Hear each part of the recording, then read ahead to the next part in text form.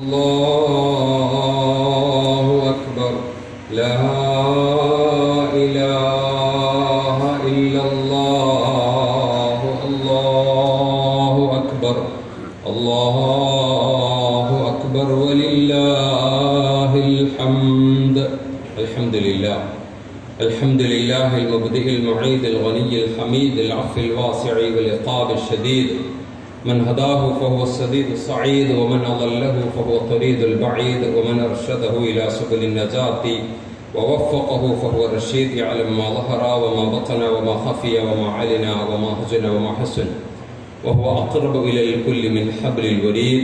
اللهم صل على محمد وعلى آل محمد الذي أدى الأمانة وبلغ الرسالة ونصح الأمة وكشف الله به الغمة ونحن على ذلك من الشاهدين إلى يوم نلقاه. أعوذ بالله من الشيطان الرجيم. بسم الله الرحمن الرحيم.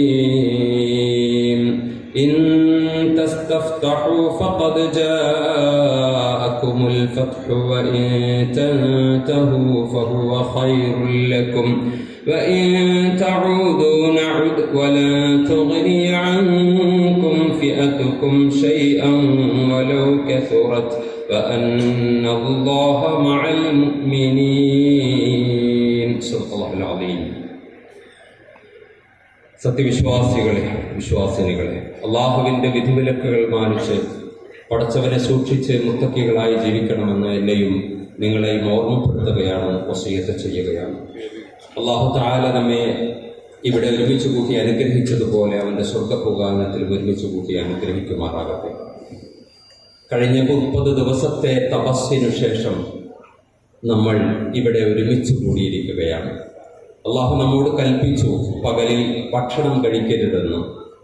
അത് ചെറിയ കുഞ്ഞു മുതൽ പ്രായമുള്ളവർ വരെ അതങ്ങനെ തന്നെ പാലിച്ചു. 97 വയസ്സുള്ള ഒരു ഉമ്മയുടെ വാർത്ത ഞാൻ വായിച്ചു. 30 നോമ്പും അവർ നോറ്റു എന്ന കഥ കേട്ട് നമ്മൾ അത്ഭുതപ്പെട്ടു. അത്രമേൽ അള്ളാഹുവിൻ്റെ കൽപ്പനയെ, പകലിൽ അന്നം ഉപേക്ഷിക്കണമെന്ന കൽപ്പനയെ നമ്മൾ അംഗീകരിച്ചു. രാത്രി നമസ്കാരം അതിന് അല്ലാഹു കൽപ്പിച്ചു, നാം അത് നിർവഹിച്ചു. നമുക്ക് പരിചയമില്ല പുലർച്ചെ ഭക്ഷണം കഴിക്കുക. 3 മണിക്ക് 4 മണിക്ക് എഴുന്നേറ്റ് ഭക്ഷണം കഴിക്കാൻ അല്ലാഹു കൽപ്പിച്ചു, നമ്മളത് ചെയ്തു. എന്നിട്ട് സ്വയം നമ്മൾ അല്ലാഹുവിനോട് പറഞ്ഞു, റബ്ബേ, ഞാൻ നിന്റെ അടിമയാണ്, നീ എന്താണോ എന്നോട് കൽപ്പിച്ചത് അത് ഞാൻ ചെയ്യും. എനിക്കിഷ്ടമില്ല ഇതൊന്നും, ഇഷ്ടമുണ്ടായിട്ടല്ല ഇതൊന്നും ചെയ്യുന്നത്. പട്ടിണി കിടക്കാൻ എനിക്ക് ഇഷ്ടമില്ല, രാത്രി ഉറക്കം കളഞ്ഞ് നിസ്കരിക്കാൻ എനിക്ക് ഇഷ്ടമുള്ള കാര്യമല്ല, വിശപ്പില്ലാതെ പുലർച്ചെ എഴുന്നേറ്റ് ഭക്ഷണം കഴിക്കുക എന്നത് എനിക്ക് അസഹ്യമാണ്. പക്ഷെ ഞാനതൊക്കെ ചെയ്തു നിന്റെ തൃപ്തിക്ക് വേണ്ടി. അങ്ങനെ ഞാൻ പൂർണ്ണമായും അല്ലാഹുവിൽ സമർപ്പിച്ചിരിക്കുന്നു എന്ന ആ ആത്മപ്രഹർഷത്തിന്റെ സെലിബ്രേഷനാണ് ഇപ്പോൾ ഇവിടെ നടക്കുന്നത്. അല്ലാഹു അക്ബർ, അല്ലാഹു അക്ബർ, അല്ലാഹു അക്ബർ വലില്ലാഹിൽ ഹംദ്. ഖുർആനിൽ ഒരേ ഒരിടത്ത് മാത്രം കൗതുകകരമായ ഒരു കൽപ്പനയുണ്ട്, അല്ലെങ്കിൽ ഒരു നിർദ്ദേശമുണ്ട്. ഫൽയഫ്റഹു എന്നാണ് ആ നിർദ്ദേശം. അവർ ആനന്ദിക്കട്ടെ, വിശ്വാസികൾ സന്തോഷിക്കട്ടെ എന്നതാണ് ആ പ്രയോഗം. ആ പ്രയോഗം ഇങ്ങനെയാണ്: ഖുൽ ബിഫദ്ലില്ലാഹി വബിറഹ്മതിഹി ഫബിദാലിക ഫൽയഫ്റഹു. അല്ലാഹുവിന്റെ ഫളല്, അല്ലാഹുവിന്റെ റഹ്മത്ത്, അതിൽ അവർ ആനന്ദിക്കട്ടെ. ഹുവ ഖൈറും മിമ്മാ യജ്മഊൻ. അവർ ഒരുമിച്ച് കൂട്ടുന്ന മറ്റേതൊരു ഭൗതിക വസ്തുവേക്കാളും അവർക്ക് അനുഗ്രഹീതമായതാണ് ഈ 2 കാര്യങ്ങൾ. ഫളല് എന്നാൽ ഇസ്ലാം ആണ്, റഹ്മത്ത് എന്നാൽ ഖുർആനാണ്. ഈ ഖുർആനും ഈ ഇസ്ലാമും ലഭിച്ചു എന്നതിൽ നിങ്ങൾ ആനന്ദം കൊള്ളുക എന്ന്. ഖുർആൻ നമുക്കൊരു ഗൈഡാണ്. മരുഭൂമിയിൽ പെട്ടുപോയവനെ നിങ്ങളൊന്ന് ആലോചിച്ച് നോക്കുക. ദിശയറിയാതെ നിൽക്കുന്നവനെ ഒന്ന് ആലോചിച്ച് നോക്കുക. നടുക്കടലിൽ ഒരാൾ പെട്ടുപോയി, അയാൾക്ക് എങ്ങനെയാണ് കരപറ്റേണ്ടത് എന്നറിയില്ലെങ്കിൽ അയാൾ അനുഭവിക്കുന്ന ആത്മസംഘർഷത്തെ കുറിച്ച് ഒന്ന് ആലോചിച്ച് നോക്കൂ. നമുക്ക് അല്ലാഹു ഒരു ഗൈഡ് തന്നു, നമുക്ക് അല്ലാഹു കൃത്യമായ ഒരു ചിത്രം, ജീവിതം എങ്ങനെ, മരണാനന്തരം എങ്ങനെ, കൃത്യമായൊരു രേഖ തന്നു. അതുകൊണ്ട് അവർ ആനന്ദിക്കട്ടെ. ഇസ്ലാം അല്ലാഹു നമുക്ക് നൽകിയ വലിയൊരു അനുഗ്രഹമാണ്. അതുകൊണ്ട് എന്നാണ് അല്ലാഹു റബ്ബുൽ ഇസ്സത്ത് പറയുന്നത്. അവർ ഒരുമിച്ച് കൂട്ടുന്നതിനേക്കാളൊക്കെ ശ്രേഷ്ഠമാണ് അത് എന്നാണ്. ഇസ്ലാമിന്റെ ഏറ്റവും വലിയ പ്രത്യേകത, ഇസ്ലാം ലോകത്തിന് നൽകിയ ഏറ്റവും വലിയ കോൺട്രിബ്യൂഷൻ എന്താണെന്ന് ചോദിച്ചാൽ, യുക്തിഭദ്രമായ വഹ്യ് ആണ് ഖുർആൻ. ഇസ്ലാമിന്റെ ഏറ്റവും മനോഹരമായ ഒരു പ്രത്യേകത. ലോകത്തിന് ഇസ്ലാം നൽകിയ ഏറ്റവും പ്രധാനപ്പെട്ട 3 കോൺട്രിബ്യൂഷനിൽ ഒന്ന്, സംശയമില്ലാത്ത ക്ലിയർ ഒരു പിക്ചർ അള്ളാഹുവിനെ കുറിച്ച് നൽകിയതാണ്. ഈശ്വരൻ ആണാണോ പെണ്ണാണോ, ദേവനാണോ ദേവിയാണോ, ഒന്നാണോ രണ്ടാണോ മൂന്നാണോ, സംഹാരത്തിനൊരു ദൈവമുണ്ടോ, സൃഷ്ടിക്ക് വേറെ ദൈവമുണ്ടോ, സ്ഥിതിക്ക് വേറെ ദൈവമുണ്ടോ, സമ്പത്തുണ്ടാക്കാൻ ഒരു ഈശ്വരനുണ്ടോ, ഇങ്ങനെ വ്യത്യസ്തങ്ങളായ ഈശ്വര സങ്കല്പങ്ങളുണ്ട്. ഈ ഈശ്വര സങ്കല്പങ്ങളൊക്കെ മനുഷ്യനെ അസ്വാസ്ഥ്യപ്പെടുത്തും. അള്ളാഹു നൽകിയ ഏറ്റവും വലിയ ഒരു അനുഗ്രഹം ഈ ഒരു ക്ലിയർ പിക്ചർ. അള്ളാഹു എന്നാൽ ഒന്നേ ഉള്ളൂ, ഏകം സത് വിപ്രാഹ ബഹുദാ വദന്തി. മനുഷ്യൻ മണ്ടൻ, അവൻ പലതായി തെറ്റിദ്ധരിക്കുന്നു. ബ്രഹ്മാവ് ഒരുവനേ ഉള്ളൂ എന്നതാണ് ഖുർആൻ പഠിപ്പിച്ച, വിശ്വാസികൾക്ക് നൽകിയ ഏറ്റവും വലിയ അനുഗ്രഹം എന്നത് അള്ളാഹുവിനെ കുറിച്ചുള്ള കൃത്യമായ ഒരു സങ്കല്പം എന്നതാണ്. രണ്ടാമത് അള്ളാഹു നൽകിയ ഏറ്റവും വലിയ അനുഗ്രഹം അത് നിസ്സാരമല്ല. കൂടോത്രം, മഷിനോട്ടം, ജ്യോത്സ്യം, മാരണം, ഇതൊക്കെ മനുഷ്യനെ ബാധിക്കുമോ? ഇന്നും ഉത്തരം കിട്ടാത്ത ഒരു ചോദ്യമാണ്. അതിനെക്കുറിച്ച് വിശുദ്ധ ഖുർആൻ വളരെ ക്ലിയർ ഒരു ഉത്തരം നൽകി.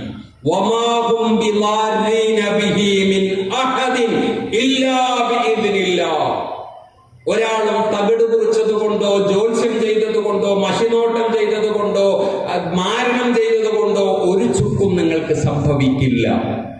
ഇല്ലാ ബിഇദ്നില്ല, തീരുമാനമൊക്കെ മുകളിൽ നിന്നാണ്. അങ്ങനെ ഏതെങ്കിലും വ്യക്തിക്ക് അങ്ങനെ ഒരാളെ നശിപ്പിക്കാൻ സാധിക്കുമെങ്കിൽ ലോകത്തെ ഏറ്റവും വലിയ കോടീശ്വരൻ ബിൽഗേറ്റ്സ് എന്നെ ദരിദ്രനായി പോകണമായിരുന്നു.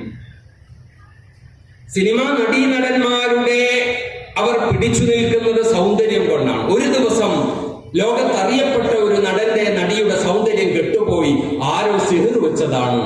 അങ്ങനെ വലിയ വാർത്ത നിങ്ങൾ കേട്ടോ? അങ്ങനെ വാർത്ത കേട്ടിട്ടുണ്ടെങ്കിൽ ആ വാർത്ത ലോകത്ത് വലിയ ചർച്ചയാകും. അവർക്കൊന്നും മെഗാസ്റ്റാറിനോ സൂപ്പർ സ്റ്റാറിനോ ഒരു കുഴപ്പമില്ല, അവർക്ക് സിഹർ വെക്കാത്തത് കൊണ്ടല്ല, പലരും പലതും അവർ ചെയ്യേണ്ടത് ഒന്നും അവരെ ബാധിക്കില്ല എന്നത് ഒരു കൃത്യമായ ഒരു പിക്ചർ അല്ലാഹു റബ്ബുൽ ഇസ്സത്ത് ഇത്തരം അന്ധവിശ്വാസങ്ങൾക്കെതിരെ പറഞ്ഞു. എന്നിട്ട് നിങ്ങൾക്ക് എന്തെങ്കിലും സംശയം ബാക്കിയുണ്ടെങ്കിൽ, ഈ അർത്ഥത്തിലുള്ള ഏതെങ്കിലും ഉപദ്രവങ്ങൾ നിങ്ങൾ ബാധിക്കുമെന്ന് ഭയക്കുന്നുവെങ്കിൽ 3 അധ്യായങ്ങൾ പ്രഭാതത്തിലും പ്രദോഷത്തിലും നിങ്ങൾ പാരായണം ചെയ്യുക. സൂറത്തുൽ ഇഖ്ലാസ്, മുഅവ്വദതൈൻ, ഈ 3 സൂറത്തുകൾ ഇത് പ്രഭാതത്തിൽ പാരായണം ചെയ്താൽ അസൂയാലുക്കളെ പോലെ തന്നെ ഇത്തരം സാഹചര്യങ്ങളും ഇത്തരം കെട്ടുകളിൽ ഊതുന്നവരൊക്കെ ഈ ദുനിയാവിലുണ്ടെന്ന് അല്ലാഹു സമ്മതിക്കുന്നുണ്ട്. പക്ഷെ അതൊന്നും നിന്റെ മേലെ കിടക്കില്ല. നീ വേദഗ്രന്ഥത്തിന്റെ ആളാവുക, ഖുർആനിന്റെ ആളുകളാവുക. പിശാച് വീട്ടിൽ നിന്ന് ഓടിപ്പോകും. എല്ലാ സിഹറും കൂടോത്രം വീട്ടിൽ നിന്ന് ഇറങ്ങിയോടും. വിശുദ്ധ ഖുർആൻ പാരായണം ചെയ്യുന്ന ഭവനത്തിൽ നിന്ന് ഇതൊക്കെ ഓടിപ്പോകുമെന്നാണ്. മൂന്നാമത് അള്ളാഹു ലോകത്തിന് നൽകിയ വലിയ ഒരു കൃത്യമായ ഒരു ധാരണ മരണാനന്തര ജീവിതത്തെ കുറിച്ചാണ്. മരിച്ചു കഴിഞ്ഞാൽ എന്താണ്, മരണാനന്തര ലോകമെന്നത്, ബർസഖിയായ ലോകമെന്നത്, ആഖിറത്ത് എന്താണ്, ഖബറിൽ എന്താണ്, ഇതിനെക്കുറിച്ചുള്ള വളരെ വ്യക്തമായ കാഴ്ചപ്പാട് ഇസ്ലാമിന് മാത്രമേ ലോകത്ത് സമർപ്പിക്കാൻ സാധിക്കൂ. മറ്റു മതങ്ങളൊന്നും ഈ വിഷയത്തെക്കുറിച്ച് ഒരു കൃത്യമായ ധാരണയില്ല. പല പുനർജന്മ സങ്കല്പമുണ്ട്, അതല്ലാത്ത അർത്ഥത്തിൽ നശിച്ചു പോകുന്ന, മരണത്തോടുകൂടി അവസാനിക്കുന്ന പല സങ്കല്പങ്ങളുമുണ്ട്. ഇസ്ലാമിൽ വളരെ കൃത്യമാണ്. ഇതൊന്നും വെറുതെയല്ല. ഇതിനുശേഷം ഒരു ലോകമുണ്ട്. ആ ലോകത്ത് നിങ്ങൾ ചെയ്ത അധർമ്മത്തിന് കൃത്യമായി അള്ളാഹുവിന്റെ മുമ്പിൽ ഉത്തരം പറയേണ്ടി വരും എന്ന വളരെ കൃത്യമായ ഒരു കാഴ്ചപ്പാട് അല്ലാഹു റബ്ബുൽ ഇസ്സത്ത് നൽകുന്നുണ്ട് എന്നതാണ്. മുഹമ്മദ് സല്ലല്ലാഹു അലൈഹി വസല്ലമ മരിക്കുന്ന സമയത്ത് പറഞ്ഞത് അർ-റഫീഖ് അൽ അഅല, ഉന്നതനായ കൂട്ടുകാരനിലേക്ക്. ഉന്നതനായ കൂട്ടുകാരനിലേക്ക്. അങ്ങനെ പറഞ്ഞ റസൂല് ഈ ഭൂമിയിൽ നിന്ന് യാത്രയാകുന്നത്. മരണം എന്നത് ഭയക്കേണ്ട ഒന്നല്ല. മരിച്ചു കഴിഞ്ഞാൽ നമ്മൾ ഇതുവരെ മനോമുഖരത്തിൽ മാത്രം കണ്ട അള്ളാഹുവിനെ കണ്ടുമുട്ടാൻ പോവുകയാണ്. റബ്ബേ, എന്റെ ജീവിതത്തിലെ ഏറ്റവും അനുഗ്രഹീതമായ ദിനം യൗമ ലിഖാഇക്, റബ്ബേ നിന്നെ കണ്ടുമുട്ടുന്ന ദിനമാകണമേ എന്ന് റസൂലുള്ളാഹി സ്വല്ലല്ലാഹു അലൈഹി വസല്ലമ പ്രാർത്ഥിക്കാറുണ്ടായിരുന്നു. ആ അള്ളാഹുവിനെ കണ്ടുമുട്ടാൻ അള്ളാഹു നമ്മെ കാണാൻ ആഗ്രഹിക്കുന്നു എന്നതാണ്. അതിനൊരു മാർഗമുണ്ട്. അത് അള്ളാഹുവിന്റെ റസൂല് പറഞ്ഞു, ഇന്നലില്ലാഹി അഹ്ലീന മിനൽ ഖുർആൻ. ഈ ഭൂമിയിൽ അള്ളാഹുവിന് ചില ബന്ധുക്കളുണ്ട്, ചില കുടുംബക്കാരുണ്ട്. ഹും അഹ്ലുൽ ഖുർആൻ, അവർ ഖുർആന്റെ ആളുകളാണ്. ഖുർആൻ പഠിക്കുക, അത് മനനം ചെയ്യുക, അതിൽ നിരന്തരമായി നിമഗ്നരാകുന്നവർ അള്ളാഹുവിന്റെ ഫാമിലിയാണ്. ആ ഫാമിലിയെ കാണാൻ അള്ളാഹു ഇഷ്ടപ്പെടുമെന്നതാണ്. ഇന്നഹു ലഖൗലുൻ ഫസ്ൽ വമാ ഹുവ ബിൽ ഹസ്ൽ. ഈ ഖുർആൻ ഒരു തമാശയല്ല എന്ന് അല്ലാഹു റബ്ബുൽ ഇസ്സത്ത് പറയുന്നുണ്ട്. അതിന്റെ ഉദാഹരണം പറയാം. ഉദാഹരണം വളരെ കൗതുകമുള്ള ഉദാഹരണമാണ്. അംർ ഇബ്നു ഹിഷാം എന്ന് പറയുന്ന ഒരാൾ മക്കയിൽ ജീവിച്ചിരിപ്പുണ്ടായിരുന്നു. അയാൾ വലിയ ബുദ്ധിജീവിയായിരുന്നു. അതുകൊണ്ട് ആ നാട്ടുകാർ അയാളെ അബുൽ ഹക്കം, ബുദ്ധിമാന്മാരുടെ പിതാവ് എന്നാണ് വിളിച്ചിരുന്നത്. ഈ രണ്ടുപേരും നിങ്ങൾക്ക് ആർക്കും അറിയില്ല, ലോകത്തിൽ ആർക്കും അറിയില്ല. അയാൾ അറിയപ്പെട്ടത് അബൂജഹൽ എന്നാണ്. ഒരാളുടെ ഗതികേട് നിങ്ങൾ ആലോചിച്ച് നോക്കണം. അബൂജഹൽ എന്ന് പറഞ്ഞാൽ ഫാദർ ഓഫ് ഇഗ്നറൻസ് എന്നാണ്. വിഡ്ഢി എന്നല്ല, വിഡ്ഢികളുടെ വാപ്പാണ്. ഒരു രാജ്യത്തിന്റെ അധികാരിയെ ആ നാട്ടുകാർ മുഴുവൻ വിഡ്ഢികളുടെ വാപ്പാന്ന് വിളിച്ചാൽ അയാളേക്കാൾ വലിയ ഗതികെട്ടവൻ ആരാണ്? അബൂജഹൽ. അബൂജഹലിന് ആ പേര് വീഴാൻ കാരണം ഈ ഖുർആൻ വെല്ലുവിളിച്ചു. ഇതുപോലെ മറ്റൊന്ന് കൊണ്ടുവരാൻ ആർക്കെങ്കിലും കഴിയുമോ എന്ന് അള്ളാഹു വെല്ലുവിളിച്ചപ്പോ ഈ സാധു ആ വെല്ലുവിളി ഏറ്റെടുത്തിട്ട് ഒരു മണ്ടൻ കിതാബ് രചിച്ചപ്പോഴാണത്രേ നാട്ടുകാരൊക്കെ ഇയാൾ പൊട്ടനല്ല, പൊട്ടന്റെ വാപ്പയാണ് എന്ന് വിളിച്ചത്. അതുകൊണ്ട് ഖുർആനോട് കളിക്കരുത്. ഇത് കെട്ടുകഥയല്ല. ഈ പറയുന്നതൊന്നും കെട്ടുകഥയല്ല, ഇതൊക്കെ ചരിത്രം സാക്ഷിയാണ്. അതുകൊണ്ട് അബൂജഹലാകാതിരിക്കണമെങ്കിൽ പുതിയ കാലഘട്ടത്തിൽ നവനാസ്തികർ ഈ അല്ലാഹുവിനെയും റസൂലിനെയും ഖുർആനിനെയും കുറ്റപ്പെടുത്തുക എന്നതിന് വേണ്ടി മാത്രം സോഷ്യൽ മീഡിയകൾ ഉപയോഗിക്കുന്നുണ്ട്. അവരുടെയൊക്കെ ഗതി ഇത് തന്നെയായിരിക്കും എന്നതിന് ചരിത്രത്തിൽ അനവധി തെളിവുകളുണ്ട്. ഈ ബദറിലേക്ക് പോകുന്ന സമയത്ത് ഈ മനുഷ്യൻ കഅബയുടെ അടുത്ത് വെച്ച് പ്രാർത്ഥിച്ചു. എന്താ പ്രാർത്ഥന? റബ്ബേ, ഞങ്ങളിൽ മുഹമ്മദ് നബിയുടെ ടീം അവിടെ പോകുന്നുണ്ട്, ഞങ്ങളും പോകുന്നുണ്ട്, ഞങ്ങളിൽ സത്യത്തിന്റെ ടീം ആരാണോ അവരെ ജയിപ്പിക്കണേ നീ അബൂജഹൽ പ്രാർത്ഥിച്ചു. എന്നിട്ട് അള്ളാഹു ട്രോളുന്നുണ്ട്. അള്ളാഹു ട്രോളുന്നുണ്ട് അറിയോ? ഇൻ തസ്തഫ്തഹു, യുദ്ധം കഴിഞ്ഞപ്പോൾ അള്ളാഹു പറയാണ്, ഇൻ തസ്തഫ്തഹു ഫഖദ് ജാഅകുമുൽ ഫത്ഹ്. നിങ്ങൾ സത്യത്തിന്റെ കക്ഷികളെ വിജയിപ്പിക്കാൻ പറഞ്ഞില്ലേ, ഞാൻ ജയിപ്പിച്ചിട്ടുണ്ട് കേട്ടാണ്. സത്യത്തിന്റെ സത്യത്തിന്റെ ആളുകളെ ജയിപ്പിക്കാൻ നിങ്ങൾ തേടിയില്ലേ, ഞാൻ അത് ചെയ്തിട്ടുണ്ട്. എന്നിട്ട് അല്ലാഹു പറയും, നിങ്ങൾ ഈ അധർമ്മം, ഈ പണി അവസാനിപ്പിച്ചാൽ നിങ്ങൾക്ക് കൊള്ളാം. അതല്ല, ഇനിയും ഈ അധർമ്മം, ഈ അക്രമത്തിന് നിങ്ങൾ ആവർത്തിക്കാൻ തന്നെയാണ് തീരുമാനമെങ്കിൽ ഞാനും തിരിച്ച് നിങ്ങൾക്കെതിരെ അക്രമം അഴിച്ചുവിടാൻ തന്നെയാണ് തീരുമാനിച്ചത്. അള്ളാഹുവിന്റെ ഭീഷണിയാണ്. വലൻ തുഗ്നിയ അൻകും ഫിഅതുകും ഷൈഅൻ, നിങ്ങളുടെ സംഖ്യാബലൊന്നും ഒരു ചുക്കും നടക്കില്ല. വലൗ കസറത്, അത് ഒരുപാടുണ്ടായിട്ടും കാര്യമൊന്നുമില്ല. അമേരിക്ക വന്നിട്ടും കാര്യമില്ല, ട്രംപ് വന്നിട്ടും കാര്യമില്ല. കണ്ടില്ലേ നിങ്ങൾ കണ്ടില്ലേ? ഇനി ഞങ്ങൾ അവസാനിപ്പിക്കുന്ന പ്രശ്നമല്ല, മുഴുവൻ ബന്ദികളെയും കൊണ്ടുവന്നിട്ട് അവസാനിപ്പിക്കുമെന്ന് പറഞ്ഞ് പുതിയൊരു ടീം ഗസയിലേക്ക് വന്നു. ഇപ്പൊ വീണ്ടും അവരുടെ മുമ്പിൽ 2 ഇസ്രയേലികളെ വിട്ടുതരാമെന്നതിന്റെ പേരിൽ ഒരു ഒപ്പിട്ടിരിക്കുകയാണ്. ഈ ഗതികൾ അല്ലാഹു റബ്ബുൽ ഇസ്സത്ത് പറയും, നിങ്ങളുടെ അധികാരവും മുഷ്കും അഹങ്കാരവും ഒന്നും ഒരു ചുക്കും നടക്കില്ല. നിങ്ങൾ കണ്ടില്ലേ സംഘപരിവാറിന്റെ കരച്ചില്? ഒരു ഫിലിം അങ്ങോട്ട് ഇറങ്ങുമ്പോഴേക്ക് നിങ്ങൾ ഒളിച്ചു വെക്കാൻ ശ്രമിച്ച, നിങ്ങൾക്ക് അധികാരമുണ്ട്, നിങ്ങൾക്ക് സംവിധാനമുണ്ട്, സെൻസർ ബോർഡിൽ നിങ്ങൾ ആളുകളുണ്ട്, ഒക്കെ ഉണ്ടെങ്കിലും നിങ്ങളുടെ തന്ത്രത്തെക്കാൾ വലുതാണ് അള്ളാഹുവിന്റെ തന്ത്രം. ഒരായത്തുണ്ട്,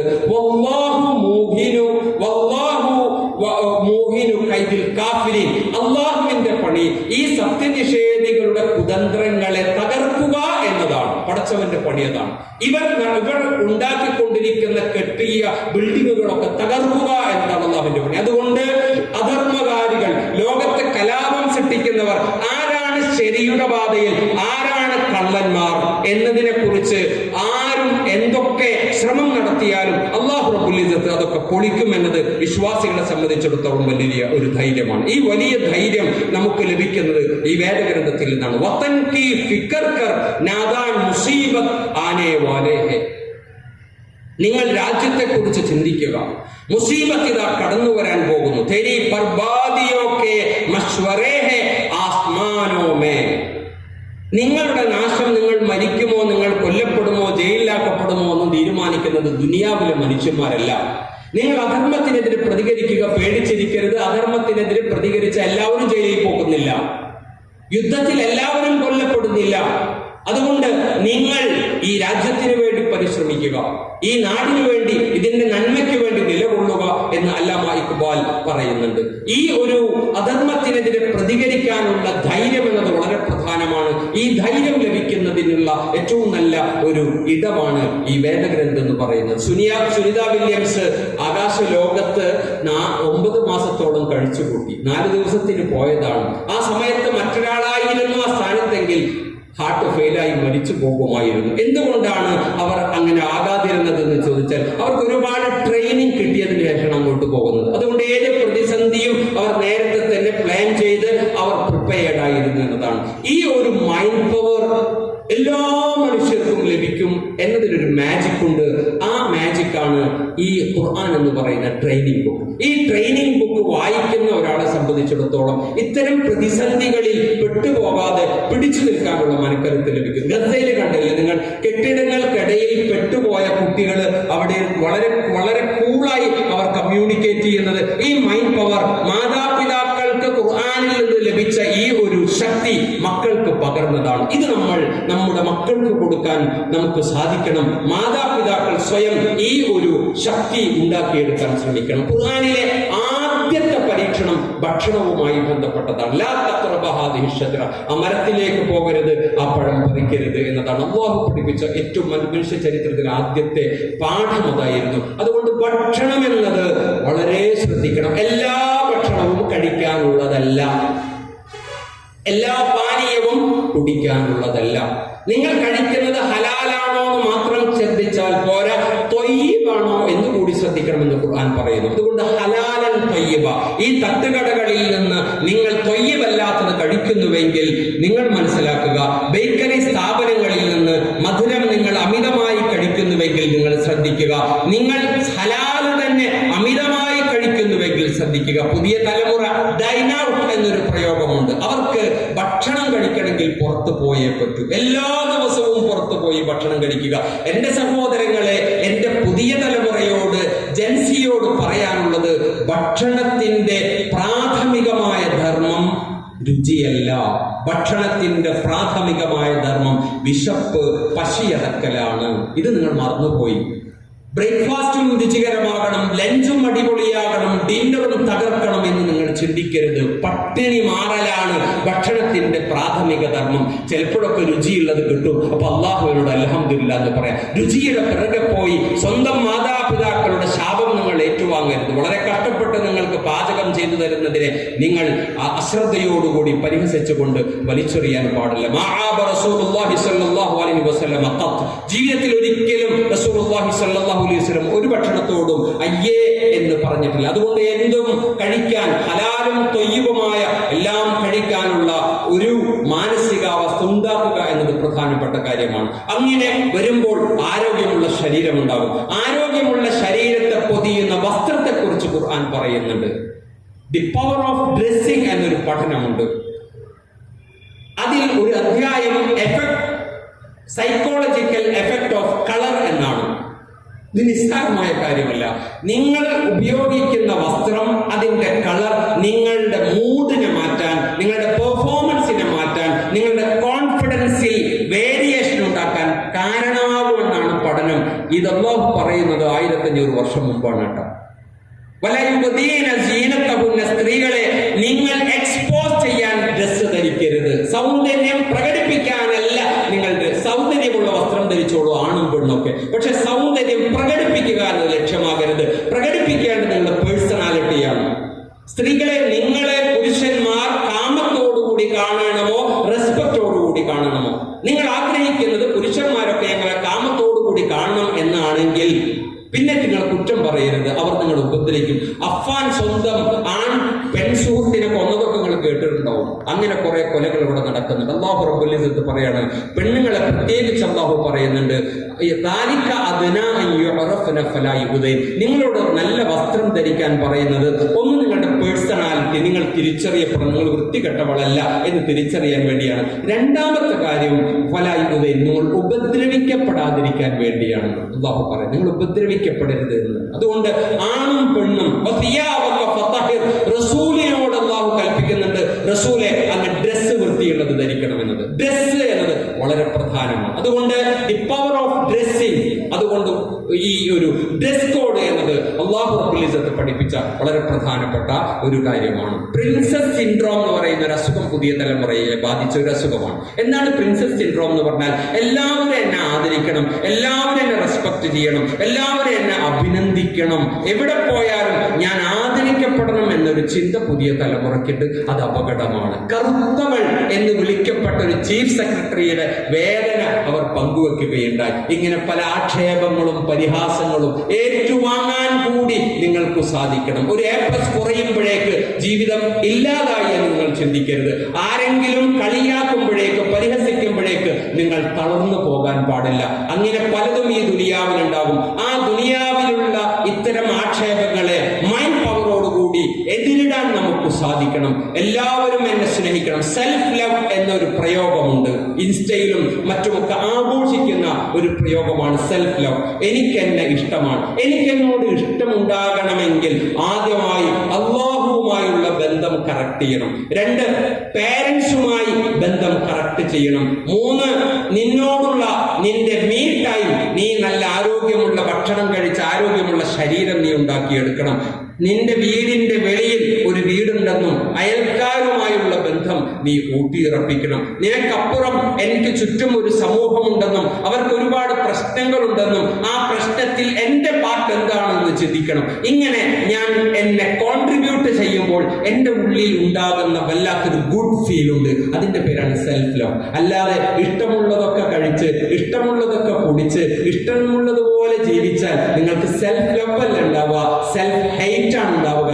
അങ്ങനെയുള്ളവരാണ് 5 പേരെ കൊന്നല്ലോ അഫ്ഫാൻ. ചുറ്റിക കൊണ്ട് സ്വന്തം അനുജന്റെ തലക്കടിച്ച് കൊല്ലണമെങ്കിൽ ഇവനേക്കാൾ വൃത്തികെട്ടവൻ, ഇവനേക്കാൾ ക്രൂരൻ അത്തരം അഫ്ഫാൻമാർ നമ്മുടെ വീട്ടിൽ വളരെ. ഉമ്മാനടിച്ച് കൊന്നില്ല, ഉമ്മാനടിച്ച് മരിച്ചു പോയില്ല. ആ ഉമ്മാക്ക് ജീവൻ വന്നപ്പോ പറഞ്ഞു, എന്റെ മോനല്ല എന്നെ കൊന്നത്, കട്ടിലുമെന്ന് വീണിട്ടാണ്. എന്റെ സഹോദരങ്ങളെ, ഉമ്മമാരങ്ങനെയാണ്. അതുകൊണ്ട് ഉമ്മമാരോടുള്ള സ്നേഹം, ഉമ്മയോടുള്ള സ്നേഹം, അല്ലാഹുവിനോടുള്ള ഇഷ്ടം നന്നാക്കാതെ നിങ്ങൾക്ക് ഒരിക്കലും സെൽഫ് ലവ് ഉണ്ടാകും എന്ന് പ്രതീക്ഷിക്കുന്നത് അപകടകരമാണ് എന്ന് നിങ്ങൾ തിരിച്ചറിയേണ്ടതുണ്ട്. ചാരിത്രം എന്നത് വളരെ പ്രധാനമാണ്. എന്റെ പെൺകുട്ടികളോട് പറയാനുള്ളത്, ഇത്തരം ആൺ സുഹൃത്തുക്കൾ, അഫ്ഫാൻ തന്റെ പെൺ സുഹൃത്തിനെ വിളിച്ചുകൊണ്ടുവന്നു കസേരയിൽ ഇരുത്തിയിട്ട് തലക്കടിച്ചു കൊന്നു. ഇങ്ങനെ അനവധി പെൺകുട്ടികൾ കൊല്ലപ്പെട്ടിട്ടുണ്ട്, അനവധി പെൺകുട്ടികൾ ആസിഡ് വിക്ടിംസ് ആയിട്ടുണ്ട്. അതുകൊണ്ട് എന്റെ പെൺകുട്ടികളെ, നിങ്ങൾക്കൊരു ആൺ സുഹൃത്തുണ്ട് എന്നത് സെലിബ്രേറ്റ് ചെയ്യേണ്ട കാര്യമല്ല.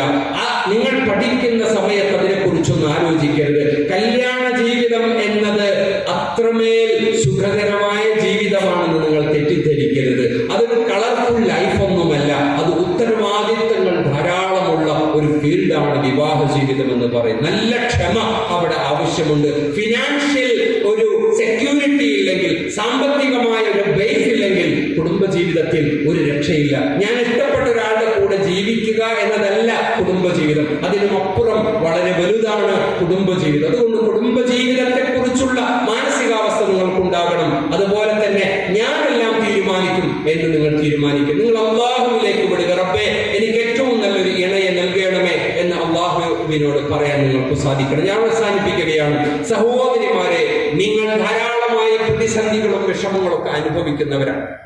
പക്ഷേ നിങ്ങൾ ആരിൽ നിന്നും ഒന്നും പ്രതീക്ഷിക്കാതിരിക്കുക. നിങ്ങളെല്ലാം അല്ലാഹുവിൽ സമർപ്പിക്കുക.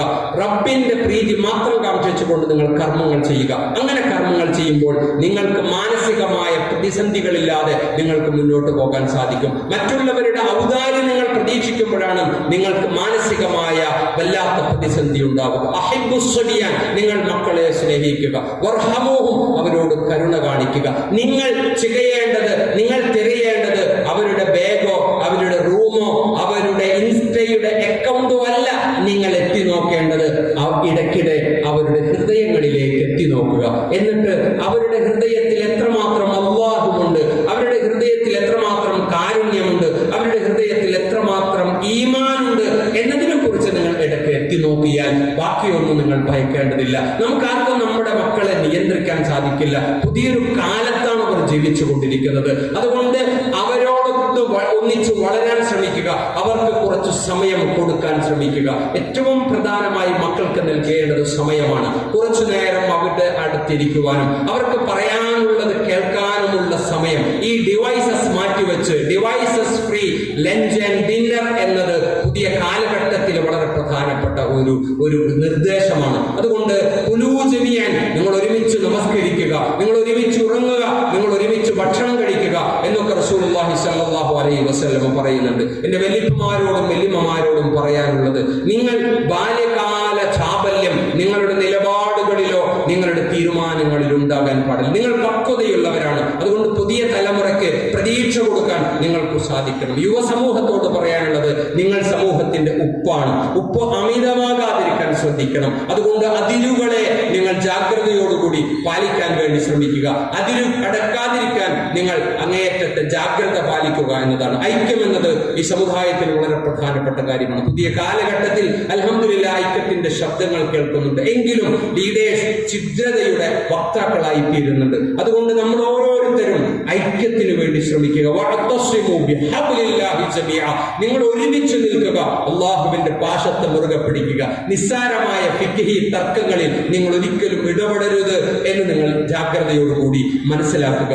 ഈ അർത്ഥത്തിൽ അള്ളാഹുവിന്റെ മാർഗത്തിൽ ഒരുമിച്ച് മുന്നോട്ട് പോകാൻ നമ്മൾ ശ്രമിച്ചാൽ തീർച്ചയായും നാളെ നമുക്ക് കാത്തിരിക്കുന്നത് മനോഹരമായ ഒരു സ്വർഗമാണ്. കത്തിയാണെന്ന് നരകാഗ്നിയില്ലെന്ന് അള്ളാഹു റബ്ബുൽ ഇസ്സത്ത് നമ്മളെ കാത്തുരക്ഷിക്കും. ഈ ദുനിയാവ് ഒരിക്കലും മനോഹരമല്ല. ഈ ദുനിയാവ് പ്രതിസന്ധികൾ നിറഞ്ഞതാണ് എന്ന് തിരിച്ചറിഞ്ഞ് താൽക്കാലികമായ അള്ളാഹു നമുക്ക് തന്ന ഈ ഒരു ആയുസ്സിനെ പരമാവധി നല്ല നിലയിൽ ഉപയോഗപ്പെടുത്തി എനിക്കെന്തു ലഭിക്കുമെന്നതല്ല, എനിക്കെന്ത് കോൺട്രിബ്യൂട്ട് ചെയ്യാൻ സാധിക്കും എന്ന അർത്ഥത്തിൽ നമുക്കൊക്കെ അള്ളാഹു നൽകിയിട്ടുള്ള ഓരോരുത്തരുടെയും കഴിവുകളെ നന്നാക്കി എടുത്ത് പ്രയോജനപ്പെടുത്തുന്ന, സമൂഹത്തിന് പ്രയോജനപ്പെടമാകുന്ന വിധത്തിൽ നമ്മൾ നമ്മുടെ ജീവിതത്തെ മാറ്റിപ്പണിയാൻ നമ്മൾ ശ്രമിക്കുക. അള്ളാഹു റബ്ബുൽ ഇസ്സത്ത് അനുഗ്രഹിക്കുമാറാകട്ടെ. എല്ലാ വിപത്തുകളിൽ നിന്നും അള്ളാഹു നമ്മെയും കാത്തുരക്ഷിക്കുമാറാകട്ടെ. ലോകത്തിന്റെ വിവിധ ഭാഗങ്ങളിൽ പ്രതിസന്ധികൾ, വേദനകൾ നിറഞ്ഞ ധാരാളം ആളുകൾ. മ്യാൻമറിൽ ഈയിടെയാണ് വലിയ ഒരു ഭൂകമ്പം ഉണ്ടായ 10,700ഓളം ആളുകൾ മരണപ്പെട്ടു. ഇതുപോലെ നിങ്ങൾ കിടന്നുറങ്ങുമ്പോൾ അള്ളാഹുവിന്റെ ശിക്ഷ വരുന്നതിനെ കുറിച്ച് നിങ്ങൾ എന്താണ് ചിന്തിക്കാത്തത്? ഉച്ച സമയത്താണ് ഇത് സംഭവിച്ചത്.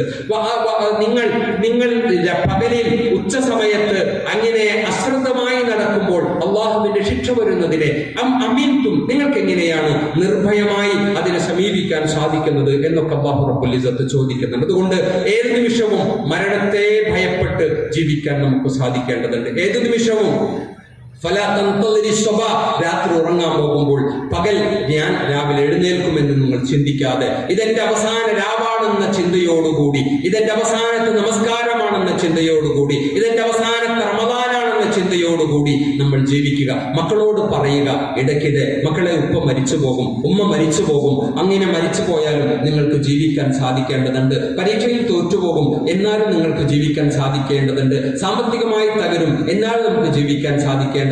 ആക്സിഡന്റ് വന്ന് കയ്യും കാലൊക്കെ മുറിയും, എന്നാലും നമുക്ക് ജീവിക്കാൻ സാധിക്കേണ്ടതുണ്ട്. ഇങ്ങനെ മോട്ടിവേഷൻ കൊടുക്കുന്ന ഒരു കൗൺസിലിംഗ് സെന്ററായി എന്റെയും നിങ്ങളുടെയൊക്കെ ഭവനങ്ങൾ മാറണം. ഏത് പ്രതിസന്ധിയെയും മറികടക്കാനുള്ള കരുത്തപ്പോൾ ലഭിക്കും. മരിച്ചു കഴിഞ്ഞാൽ സന്തോഷത്തോടുകൂടി അള്ളാഹുവിന്റെ തീരുമാനത്തെ ഇരുകൈയും നീട്ടി സ്വീകരിക്കാൻ അത്തരം മക്കൾക്ക് സാധിക്കും. അല്ലാഹു റബ്ബുൽ ഇസ്സത്ത് എല്ലാം അവരെ സമർപ്പിച്ച് ജീവിക്കുന്ന മുത്തഖീങ്ങളിൽ നമ്മെ ഉൾപ്പെടുത്തി അനുഗ്രഹിക്കുമാറാകട്ടെ. ലാ ഇലാഹ ഇല്ലല്ലാഹ് എന്ന കലിമത്ത് തൗഹീദ് ഉച്ചരിച്ച് മരിക്കാൻ അല്ലാഹു നമ്മെ ഇവരെ സഹായിക്കുമാറാകട്ടെ. പാപങ്ങൾ അല്ലാഹു പുറത്തു തരുമാറാകട്ടെ. കഴിഞ്ഞ 30 ദിനരാത്രങ്ങളിൽ നമ്മൾ ചെയ്തു കൂട്ടിയ എല്ലാ കർമ്മങ്ങളും അല്ലാഹു ഖബൂൽ ചെയ്ത് നമ്മോട് കരുണ കാണിക്കുമാറാകട്ടെ. നാം അനുഭവിച്ചു കൊണ്ടിരിക്കുന്ന അനവധി പ്രശ്നങ്ങൾ, മാനസിക പ്രശ്നങ്ങൾ, ശാരീരികമായ അവശതകൾ, അല്ലാഹു എല്ലാ പ്രതിസന്ധികളിൽ നമ്മെ ഇവരെയും കാത്തുരക്ഷിക്കുമാറാകട്ടെ. ജീവിതത്തിലെ ഏത് പ്രതിസന്ധിയിലും അല്ലാഹുവിനെ മുറുകെ പിടിച്ച് ജീവിക്കാൻ അവൻ നാം ഇവരെ അനുഗ്രഹിക്കുമാറാകട്ടെ. ഇസ്ലാമിന് നേരെ, മുസ്ലിം സമൂഹത്തിന് നേരെ നിരന്തരമായി നടന്നുകൊണ്ടിരിക്കുന്ന വേട്ടയാടലുകൾ, ഇസ്ലാമോഫോബിക്കുകൾ